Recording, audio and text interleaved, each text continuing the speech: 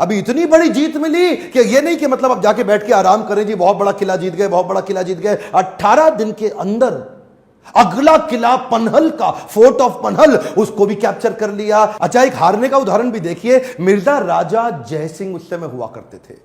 अब इन्होंने मुगल लोगों ने राजा जयसिंह को मिर्जा बना लिया था, अपने साथ जोड़ करके अपनी सेना में ले लिया। एक दफा मिर्जा राजा जयसिंह ने इनको एक युद्ध में हराया और इनसे पुरंदर की ट्रीटी साइन करा ली। पुरंदर की ट्रीटी साइन कराते वक्त इनके 23 किले इनसे छीन लिए गए और 23 किले अब इनके हाथ से निकल गए। वो उनके लिए हार थी, हाँ हार थी, लेकिन हारने के बाद भी नहीं रुकते। ये क्या किया? Come on, bounce back, come on, क्या याद है ना आपको? Bounce back. और कैसे बाउंस बैक किया? पुरंदर की संधि में 23 किले हाथ से निकल गए, हाँ निकल गए, लेकिन रुकना तो है नहीं। अगले कुछ सालों के अंदर 23 किले हारे पर 360 किले और जीत गए। 360 किले इन्होंने, जो फोर्ट होते हैं ना, कई मैंशन, एक के बाद एक के बाद। इनकी लड़ाई किसी भी प्रकार से किसी धर्म के अगेंस्ट नहीं थी।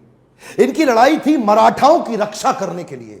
ये मराठाओं के लिए खड़े, ये मुसलमानों के अगेंस्ट नहीं, मुगलों के अगेंस्ट थे। वो मुगल जो विदेश से आए उनके अगेंस्ट थे, क्योंकि मुसलमान तो इनकी टीम में बहुत सारे थे।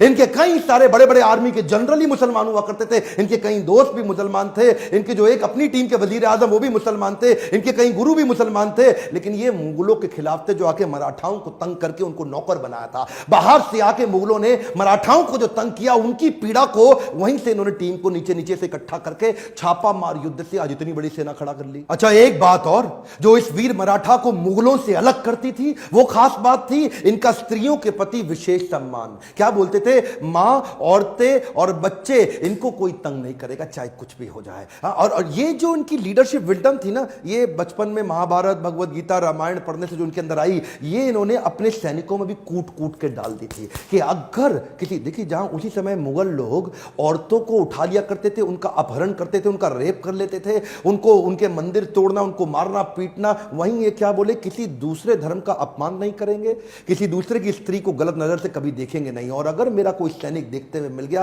तो उसको खत्म कर दूंगा। इन्होंने वो वैल्यूज अपनी टीम के अंदर डाल दी। इनकी ये क्वालिटी ने इनको इतनी रिस्पेक्ट अर्न करी, इतनी रिस्पेक्ट अर्न करी कि लोग अपनी जान देने लग गए। इस वीर मराठा की कथा मैं चाहता हूं पूरे देश तक पहुंचे। आज अगर आप में थोड़ा सा भी आप में इच्छा है कि हमारे देश के इस इतिहास को कोई भूल ना जाए, इसको व्हाट्सएप पे फैला दीजिए। हर मराठा की जिम्मेदारी है कि इसको देश तक पहुंचाएं और लोगों को पता चले वीर छत्रपति शिवाजी के विषय में।